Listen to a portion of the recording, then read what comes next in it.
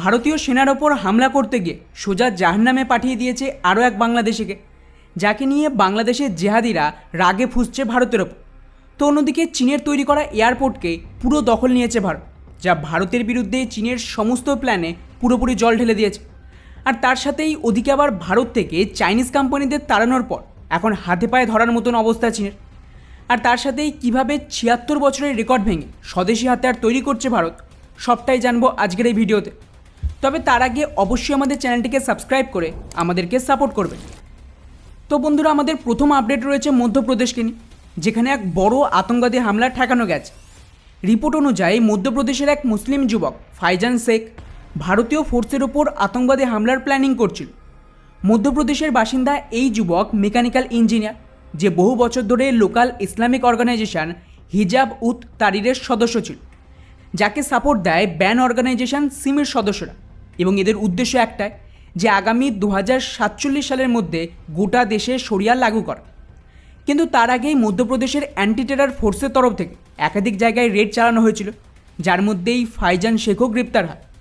এর কাছ থেকে একাধিক জেহাদি লিটারেচার, ভিডিও ফুটেজ, কিছু কোরআন আর বাকি ডকুমেন্ট পাওয়া গেছে। অলরেডি এই আতঙ্কবাদী ফেসবুকের মাধ্যমে আইএসএস, লস্করে তৈবার ভিডিও শেয়ার করত এবং বাকি মুসলিম ছেলেদের এই অর্গানাইজেশনে যুক্ত করার চেষ্টা করছিল, যার আন্ডারে টার্গেট ছিল ভারতীয় ফোর্সের ওপর লোন উলফ অ্যাটাক করা, যাতে এই হামলার পরের নাম বড় হয় এবং কোনো বড় ইসলামিক অর্গানাইজেশন একে সাপোর্ট দেয়। কিন্তু খুশির ব্যাপার হলো, এই মুহূর্তে উত্তরপ্রদেশ, মধ্যপ্রদেশ সহ আশেপাশের একাধিক রাজ্যে পুলিশ আইবির সাথে মিলে একটা অপারেশন লঞ্চ করেছে, যার আন্ডারে খুঁজে খুঁজে এই ধরনের আতঙ্কবাদীদের গ্রেপ্তার করা হচ্ছে। 2-4 দিন আগে 16 জনের একটা গ্রুপকেও ধরা হয়েছিল মধ্যপ্রদেশে। গুজরাটেও এক মৌলানাকে ধরা হয়েছে। আর এইসবের পর এখন এই অ্যান্টি টেরর অপারেশন আরও মারাত্মকভাবে বাড়ানো হয়েছে।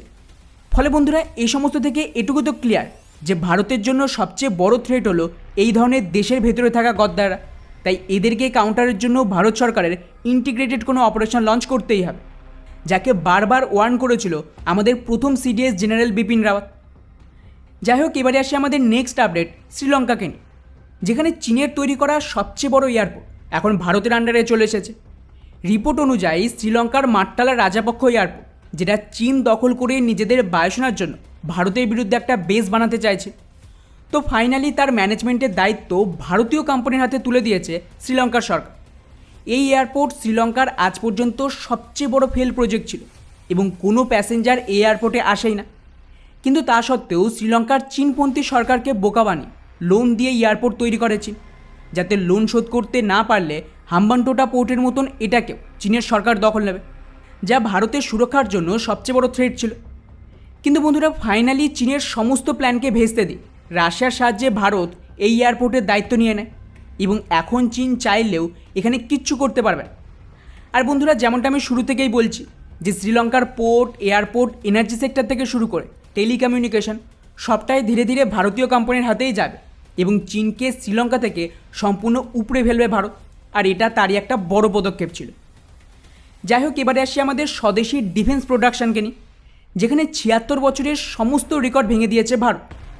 গতকালই ভারত সরকারের অফিসিয়াল ডেটা সামনে এসেছে, যেখানে এবছর মানে 2023-24-এ রেকর্ড 1,26,887 কোটি টাকার স্বদেশি অস্ত্র ভারতে তৈরি করা হয়েছে, যা গত বছরের সমস্ত রেকর্ডকে ভেঙে দিয়েছে।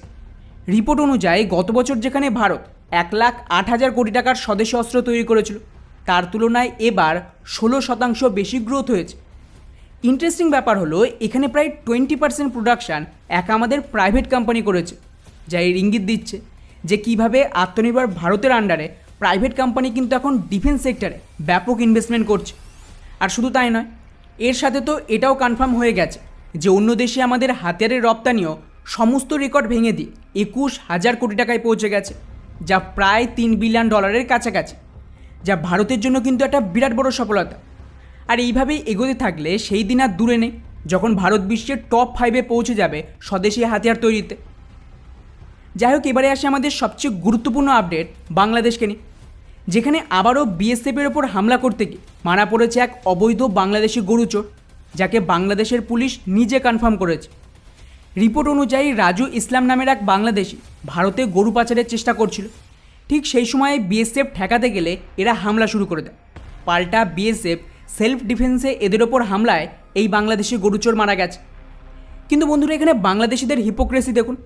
ওরা ভারতে অনুপ্রবেশ করবে, গরু চুরি করবে, আতঙ্কবাদী অ্যাক্টিভিটি করবে, স্মাগলিং করবে, কিন্তু ভারতীয় ফোর্স ঠেকাতে গেলেই ভারত নাকি বাংলাদেশের সাধারণ মানুষকে হত্যা করে। আর এই নিয়েই ওরা একটা ভারত বিরোধী ন্যারেটিভ তৈরি করেছে।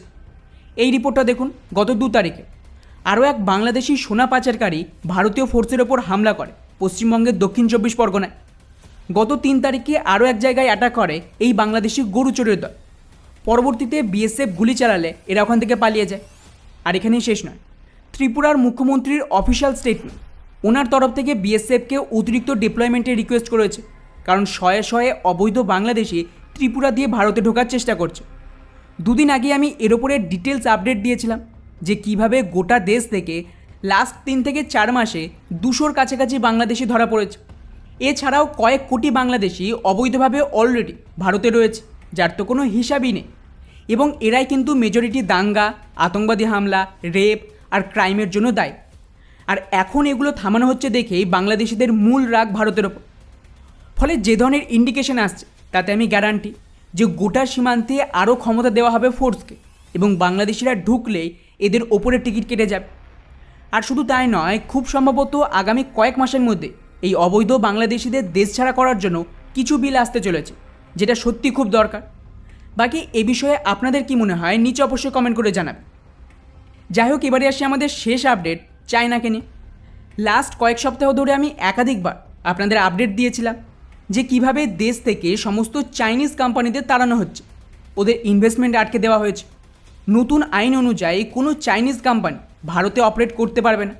এর জন্য ওদের যে ভারতীয় ইউনিট তাকে কোনো ভারতীয় কোম্পানির কাছে বিক্রি করে দিতে হবে, যার আন্ডারে তো হালেই টাটা কোম্পানি এখন চীনের সবচেয়ে বড় মোবাইল কোম্পানি ভিভোকেও কিনতে চলেছে।